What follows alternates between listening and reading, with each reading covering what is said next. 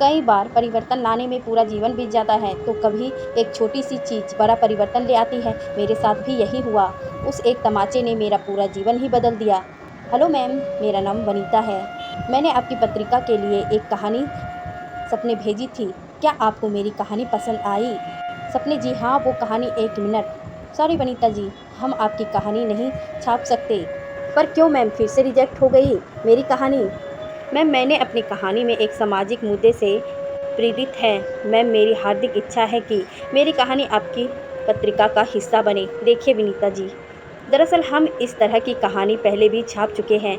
आप अच्छा लिखती हैं, आपकी आसपास इतनी चीज़ें होती हैं और घटित भी होती हैं जिस पर एक अच्छी सी कहानी गढ़ सकती है। इसीलिए राइट समथिंग डिफेक्ट, कुछ ऐसा जो पाठकों को बांध सके।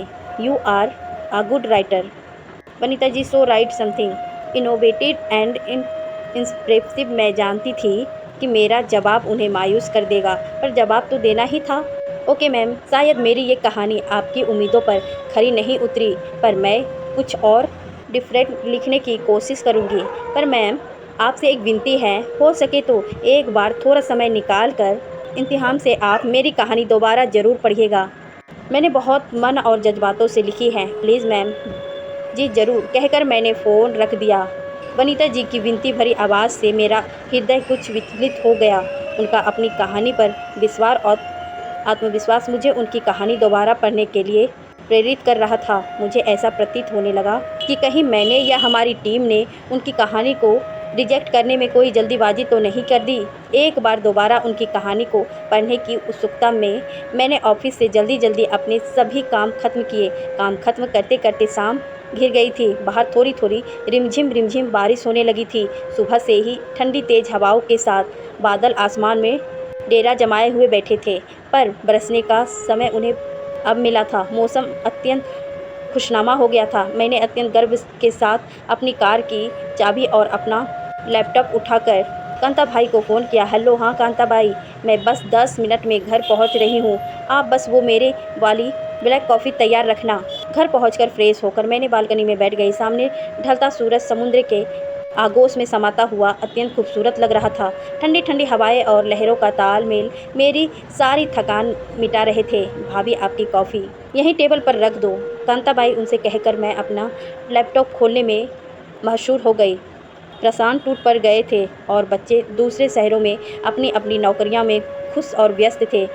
अर्थात मेरे एकांत में बिंद डालने वाला कोई नहीं था। मैंने कुतूहल बस लैपटॉप में विनीता जी की कहानी दोबारा पढ़ना शुरू कर दी। कहानी की शुरुआत अत्यंत साधारण सी थी, किंतु जैसे जैसे कहानी आगे बढ़ी मैं उसमें खोती चली गई। मुझे ऐसा प्रतीत होने लगा जैसे कहानी की मुख्य किरदार नंदनी नहीं, मैं हूँ, और वो कहानी मेरा संघर्ष भरा अतीत। कहानी में नंदनी जिस तरह अपने अस्तित्व और अपने सपनों के लिए लड़ती है, मैं भी तो ऐसे ही लड़ी थी अपने लिए, अपने अस्तित्व के लिए और अपने सपनों को पूरा करने के लिए। नंदनी एक लेखिका बनाना चाहती थी। उसने शरद से प्रेम विवाह किया, किंतु उसके पुरुष प्रधान बेहद रूढ़िवादी ससुराल वाले ने उसके सभी सपने पैरों तले कुचल दिए। मेरे भी तो ऐसे ही सपने बेरहमी से कुचले गए थे। ये सोचते हुए मेरी आंखों नम होने लगी और कब मैं कहानी में खोई, मैं अपने अतीत की गलियों में भटकने लगी। मुझे आभास नहीं हुआ। लेखिका बनना मेरा बचपन सा सपना था। एक लेखक अपने शब्दों की कल्पना से अकल्पनीय विचारों के सागर में हिलोरे भरता है। मुझे भी शब्दों की खूबसूरती कुछ कहानियों और कविताओं में पिरोना बहुत प्रिय था। अक्सर जो भावनाएं हम मुंह से बोलकर व्यक्त करने में असमर्थ होते हैं, शब्दों के माध्यम से हम उसे व्यक्त कर अपने हृदय को सुकून देते हैं। हिंदी साहित्य मेरा प्रिय विषय था और इसी में मैंने बीए किया। माँ बाप भी अत्यंत खुले विचारों वाले थे। उनके लिए भी मेरा पढ़ लिख कर अपने पैरों पर खड़ा होना विवाह करने से ज़्यादा महत्वपूर्ण था। अतः माँ बापा मेरे विवाह को लेकर निश्चिंत थे। पर हमारे समाज में एक कुमारी लड़की भले ही अपने माँ बापा के बोझ ना हो, किंतु वो समाज और रिश्तेदारों की आंखों में खटकने लगती है। देहरादून वाली बुआ अक्सर माँ को कहती, भाभी छोरी को इतना पढ़ाओगी तो अच्छा छोरा मिलना भी मुश्किल हो जाएगा। बहुत हो चुकी अब पढ़ाई शराई, अब उम्र हो रही है, अब इसकी शादी हाथ पीले कर दो। देखो भाभी, एक बार जो उम्र बीत गई तो कोई ढंग का रिश्ता भी नहीं मिलेगा। हो जाएगा जीजी, हाथ भी पीले हो जाएंगे। बस पढ़ाई के 1-2 साल बचे हैं, फिर करेंगे धूमधाम से रागिनी की शादी। माँ का उत्तर सुन बुआ उन्हें 1-2 बात सुनाती और मन मसोच कर फ़ोन रख देती। माँ हमेशा मुझे आत्मनिर्भर बनाने के लिए प्रोत्साहित करती और पापा मुझे मेरी लेखनी को पत्रिकाओं के माध्यम से दुनिया से परिचित करवाने के लिए प्रोत्साहित करते। इसी बीच मैंने एमबीए में दाखिला ले लिया। कॉलेज थोड़ा दूर होने के कारण पापा ने वो दूरी भी कम कर दी। कार चलाना सिखाकर एक नई कार दिलवा दी। मेरे दिन तो जैसे पंख लगाकर उड़ने लगे। इसी उड़ान में मेरा साथी था प्रशांत। कॉलेज में ही हमारी दोस्ती हुई और फिर कब उस दोस्ती ने प्रेम का रूप ले लिया, हमें आभास भी नहीं हुआ। प्रशांत देखने में जितना खूबसूरत और आकर्षक था, उसके विचार उससे भी ज़्यादा खूबसूरत और सुलझे हुए थे। रागिनी देखो, इस पत्रिका में कहानी प्रतियोगिता आई है, तुम एक अच्छी सी कहानी लिखकर भेज दो। मुझे यकीन है तुम्हारी कहानी जरूर चयनित होकर इसमें छपेगी। भाई आखिर तुम लेखक लोगों का हुनर होता है अपने शब्दों से काल्पनिक को काल्पनिक में परिवर्तित कर लोगों को सचित्र की सैर कराने का। वो बोलता जा रहा था और मैं अपलक उसे निहार रही थी। प्रशांत, तुम शादी के बाद भी मेरा ऐसे ही साथ दोगे ना? मेरे सपनों का उड़ान भरने में मेरे साथी बनोगे ना? रागिनी, मैं तुमसे अत्यंत प्रेम करता हूँ और फिर जब मैं अपने सपनों जीना चाहता हूँ, उनमें खूबसूरत रंग भरना चाहता हूँ, तो तुम्हारे सपनों को बेरंग करने का गुनाह मैं कैसे कर सकता हूँ? उसने बड़े ही प्यार से मेरा हाथ अपने हाथ में रख के ये बात बोली। तो मुझे तो मानो मेरी दुनिया ही मिल गई। अरे हाँ, इन सब बातों में मैं ये बताना तो भूल ही गया, मैंने हमारी शादी के लिए बाबूजी को भी राजी कर लिया। बस अब जल्दी ही तुम्हें दुल्हन बनाकर ले जाऊंगा। उसकी बात सुनकर मेरी खुशी 7वें आसमान में थी और मेरे सपने इंद्रधनुष में विचरण करने लगे थे। भाभी भाभी, आप अपना फ़ोन नहीं उठा रही थी? भैया ने लैंडलाइन पर फ़ोन कर आपसे बात करवाने को कहा है। कांताबाई की बात से मैं उस कहानी की दुनिया से बाहर यथार्थ के धरातल पर वापसी आ गई। मैंने अपना फ़ोन उठाया तो देखा उसमें प्रशांत की 5 मिस्ड कॉल थी। प्रशांत और मेरा पति पत्नी के रिश्ते से ज़्यादा दोस्ती का रिश्ता था। हमने हमेशा एक दूसरे पर अपनी इच्छाओं को थोपने की जगह एक दूसरे की इच्छाओं का सम्मान किया। हमारे बीच के प्रगाढ़ प्रेम की यही मजबूती नींव थी। हेलो प्रशांत, क्या हुआ जो इतनी सारी मिस्ड कॉल कर दी? प्रशांत को फ़ोन कर मैंने कहा, अरे यार, तुम्हारी फिक्र हो रही थी। न्यूज़ में लगातार मुंबई में ज़ोर से बारिश की न्यूज़ आ रही थी, बस इसीलिए। डोंट वरी प्रशांत, मैं घर पर ही हूँ और बिल्कुल ठीक हूँ, शुक्र है। अच्छा चलो, अपना ध्यान रखना। यहाँ थोड़ी नेटवर्क प्रॉब्लम है, रखता हूँ। Love you Ragini, good night. Good night and love you too Prashant. Prashant का यही प्रेम मेरी ताकत है। उसका निश्चित प्रेम मुझे अतीत की सभी करवाहट भुला देता है। मैंने कहानी पुनः पढ़ी शुरू की। परिवार की सहमति से नंदिनी और सरस से विवाह कर लिया। दोनों स्वर्गलोक में विचरण करने लगे। समय जैसे पंख लगाकर उड़ने लगा। सरस के घर का परिवेश रूढ़िवादी और पुराने ख्यालों के साथ तानाशाह भी था। बदले जमाने बदलती सोच के बीच में आज भी काफ़ी परिवार और उनकी सोच है जो ना बदलाव देखते हैं और ना बदलाव चाहते हैं।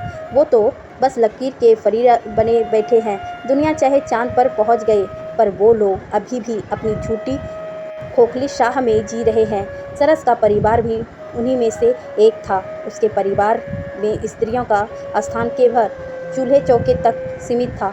सपने देखना और उन सपनों को पूरा करने का कोई हक नहीं था। सरस के बाबूजी का एकमात्र राज था, पर सरस नंदिनी का पूरा साथ देता। जब कभी भी नंदिनी उदास होने लगती तो वो बड़े प्रेम से उसे कहता, नंदिनी धीरे धीरे सब ठीक हो जाएगा। सरस के प्रेम की छाँव में वो मुस्कुराते हुए ससुराल में समझ से बैठाने की कोशिश करने लगती, किंतु समय के साथ साथ अब उसका दम घुटने लगा था। उसका अस्तित्व और उसके सपने सब खत्म हो रहे थे। कहाँ वो विवाह से पहले एक आज़ाद पंछी की तरह उड़ती रहती। लैपटॉप और गाड़ी उसके दोस्त थे, पर यहाँ ससुराल में लैपटॉप और गाड़ी तो बाबूजी ने पहले दिन से ही ये कहकर औरतों की शोभा घर का काम होता है। जो लैपटॉप पास में होगा तो ये औरतें बिगड़ जाएगी, ना जाने क्या क्या होता है इसमें। और गाड़ी चलाना औरतों का नहीं, पुरुषों का ही शोभा देता है। वो कहते हैं ना, जिसका काम उसी को साजे। ये सब कहकर उसके दोनों दोस्त उसका लैपटॉप और गाड़ी उन्होंने अपने पास जब्त कर लिए थे और वो एक मूर्ख दर्शक बनी सब कुछ देख रही थी। उसे लगा जैसे किसी ने उसके पंख काट दिए हैं। वो भीतर ही भीतर छटपटाने लगी। सरस भी डर के कारण अपने बाबूजी समक्ष कुछ न बोल पाया। उसके सारे सपने बड़े बेरहमी से बाबूजी ने पैरों तले कुचल दिए थे। उसके द्वारा की गई हर कोशिश बेकार जाती और उसे सिर्फ निराशा मिलती। उसके भीतर का लेखक अब फड़फड़ाने लगा था। वो कहते हैं ना, लाख रोक लो पर नाचते वाले के पैर नहीं रुक सकते। और लिखने वाले की कलम वो अब चोरी चोरी लेखक का कुछ अंश अपने फ़ोन या फिर डाक के माध्यम से पूरी करने लगी। अब उसके भीतर बाबूजी के डर और उसके अस्तित्व और सपनों में जंग होने लगी। कभी भी डर का पल्ला भारी होता तो कभी सपनों का इसी जदोजहद में वक्त बीत रहा था। एक दिन सुबह सुबह बाबूजी के गुस्से भरी कर्कश आवाज़, नंदनी नीचे आओ। पूरा घर कांप गया। नंदनी को हिंदी साहित्य लेखक में योगदान के लिए हिंदी लेखक पुरस्कार से सम्मानित किया जा रहा था और उसकी तस्वीर अखबार में छपी थी। बाबूजी का पुरुष अहम ये कतई स्वीकार नहीं कर पाया कि उनकी आज्ञाकारी अवहेलना हुई। उनके घर की एक औरतों का सम्मान दिया जा रहा था। कितनी स्वार्थी सोच थी उनकी। उनका क्रोध अपने चरम सीमा पर था। बाबूजी क्रोधित होकर बोले, नंदनी, तुमने हमारी आज्ञा का उल्लंघन करने की हिम्मत कैसे की? तुम्हारी इस तस्वीर ने आज हमारी मुंह पर तमाचा मारा, हमारी इज्जत पर तमाचा मारा है। किसकी इजाज़त से अपना लेखक सहित भेजती थी तुम? बाबूजी, वो इसमें नंदनी का कोई दोष नहीं। मैं भेजता था उसका लिखा लेखक सहित। बाबूजी, लेखक नंदनी की सांसों में बसता है। और काँपते काँपते बाबूजी की बात को बीच में काट कर जैसे ही सरस बोला, उनका क्रोध नियंत्रित से बाहर हो गया। उस दिन अपनी सभी मर्यादाओं को तोड़कर उन्होंने एक जोरदार तमाचा सरस के मुंह पर लगा दिया। उस तमाचे की गूंज से थर-थर कांपती नंदनी वहीं जरबत हो गई, पसीने पसीने हो गई थी। वो उसकी आंखों की सक्षम अधूरा छा गया था। विनीत जी की कहानी पढ़ते पढ़ते कानों में भी वर्षों पुराने प्रशांत को लगे उस तमाचे की गूंज गूंजते लगे। मेरी आंखों के समक्ष अंधेरा सा छाने लगा। पूरा शरीर पसीने से तरबतर हो गया था। मेरा मेरा अतीत मेरा आंखों के सक्षम घूमने लगा। बस प्रशांत के बाबूजी, बस बस बहुत हो गया। आज इस तमाचे की गूंज एक तूफान लेकर आई है। आज अपने प्रशांत को नहीं, मेरे मुंह पर तमाचा मारा है। मेरी परवरिश को तमाचा मारा है। औरतों की इज्जत करना, उनका सम्मान करना मैंने प्रशांत को सिखाया था। मैंने इसे सिखाया था कि औरत के भीतर भी प्राण होते हैं, जिसमें संवेदना और सपने पलते हैं, और उन सपनों को पूरा करना कोई गुनाह तो नहीं। अरे, पति पत्नी को तो एक दूसरे के पूरक होते हैं। पति पत्नी का रिश्ता प्रेम पर टिका होता है, एक दूसरे का सम्मान पर टिका होता है। खैर, आप क्या समझोगे इस प्रेम को? आज तक इस परिवार के पुरुषों ने औरतों को सदा पैर की जूती समझता है।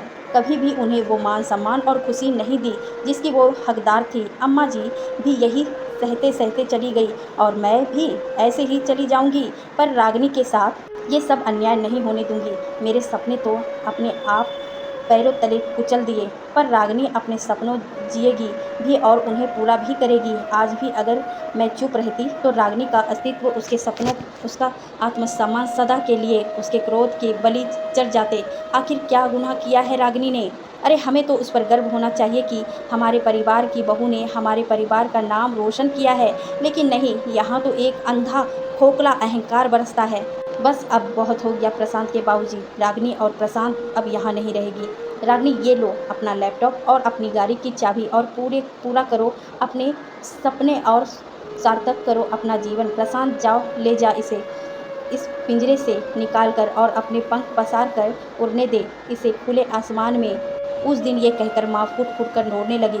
उस दिन के उसके भीतर का वर्षों पुराना ज्वालामुखी फटा था। माँ के इस अप्रत्याशित रूप से बाबूजी का अहम चूर चूर हो रहा था। ऐसा लग रहा था जैसे एक जोरदार तूफान के बाद शांति छा गई हो। रागिनी, चलो, ये कहकर प्रशांत मुझे मुंबई ले आया। उस हादसे का मानसिक तनाव मुझ पर हावी होता जा रहा था। मैं गहरे अवसाद में थी। प्रशांत के प्रेम की गहराई, उसका अपनापन, उसका साथ मुझे उस अवसाद से बाहर खींच लाया। प्रशांत के अथाह प्रेम और निष्ठा ने मुझे कभी टूटने नहीं दिया, वरना हमेशा मुझे सहलाया और संभालना था। माँ के भी अक्सर फ़ोन आते और वो गर्व के साथ मुझे ढेरे आशीर्वाद देती। आज मैं अपने सपने जी रही हूँ।